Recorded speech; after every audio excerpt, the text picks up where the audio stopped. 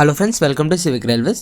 So train number 174881747 Kadapa Visakhapatnam Kadapa Tirumala ఎక్స్ప్రెస్కి ఎక్స్ట్రాగా ఒక జనరల్ కోచ్ అనేది యాడ్ చేస్తున్నారు. సో ఈ జనరల్ కోచ్ యాడ్ చేయడం అనేది మనకి నవంబర్ నుంచి అయితే ఉంటుంది. సో విశాఖపట్నం నుంచి కడప వెళ్ళేటప్పుడు మొదటిసారిగా నవంబర్ 17వ తేదీన, కడప నుంచి విశాఖపట్నం వెళ్ళేటప్పుడు మొదటిసారిగా నవంబర్ 18వ తేదీన అయితే ఉంటుంది. సో తిరుమల ఎక్స్ప్రెస్ గురించి కొన్ని ప్రపోజల్స్ అయితే ఉన్నాయి. ఈ ట్రైన్ యొక్క రూట్ని మార్చాలను, లేదంటే కనుక ఈ ట్రైన్ని ఇంకా ఎక్స్టెండ్ చేయాలని.